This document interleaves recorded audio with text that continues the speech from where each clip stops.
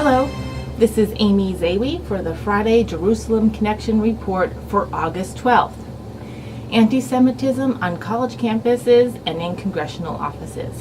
Those are 2 points I'd like to examine today, and their direct connectedness with the BDS movement: boycott, divest, and sanction the state of Israel, and by default, the Jewish people as a whole. College campuses have been seeing an uptick in anti-Semitic actions, and these have been documented by the Anti-Defamation League. Specifically, the University of Tennessee in Knoxville, as reported by the Canary Mission, has found several students have been openly posting anti-Semitic remarks on their social media with no reprise from the university and no comment by the university when the Canary Mission inquired about it. These posts were numerous and dated back to 2012 and include both alums from the school and current students, many of whom were members of the Students for Justice of Palestine and the Muslim Students Association. These posts included references to Hitler, praise for Hitler, Hitler telling the Jewish students that Hitler needs to teach them a lesson, others calling for a new intifada, including the president or the founding member of the campus's Muslim Student Association. So this is a bit ironic because the University of Texas recently suspended a female student from her elected student government position for posting to social media the simple line of "All Lives Matter."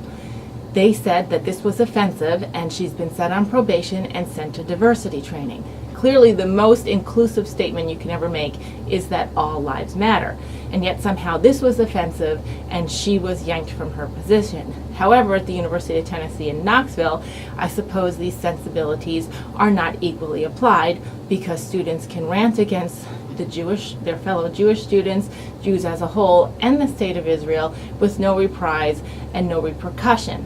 And the student administration there at the University of Tennessee refuses to comment. So the core of BDS is allowing these statements to seep into the student body's psyche, and thus creating an underlying bias against Israel. And many students fall into this trap without realizing the full context or the error of these hate-filled posts or speeches or demonstrations. So the people leading the BDS movement are clearly on an agenda not for peace, but for violence. Meanwhile, U.S. Congressman Hank Johnson, you may remember him from several years ago, he claimed he voted against increasing military base in Guam because of all that equipment and personnel would tip the island over. He was not kidding either. That made news. However, his latest statement didn't quite make so much news. In a luncheon for the U.S. campaign to end Israeli occupations, an anti-Israel group who's very active in BDS activity on college campuses and within other organizations said, and I quote, "There has been a steady stream, almost like termites can get into a residence and eat before you know that you have been eaten up and you fall on yourself. There has been settlement activity that has marched forward without impunity at an ever-increasing rate to the point where it has become alarming." He basically called the Jewish people, the people living there and building their lives, termites. If any other ethnic group was called a termite or any other bug by a U.S. sitting congressman, the media would have blown up over it, because that is insulting and inappropriate. These kind of statements from our sitting U.S. congressman should be combated, and it should be publicized, and the voters, at least in his district, must be made aware of his, of course, bias and hatred.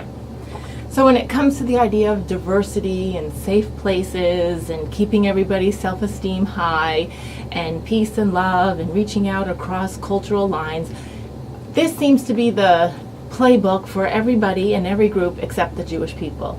It seems that when the Jewish people or the state of Israel is in the crosshairs of any kind of disparaging or even hateful remark, it goes without consequence and seems to be excused.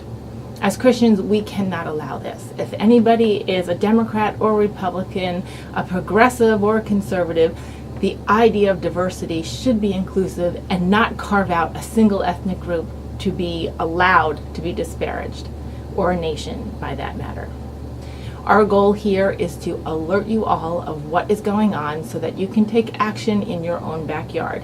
Maybe you can send a fax, make a phone call, or send an email to a congressman that you have found out has been supporting BDS activities or engaging BDS groups. Your local universities or universities you graduated from, you could find out what's going on those campuses and voice your opinion that this is not acceptable.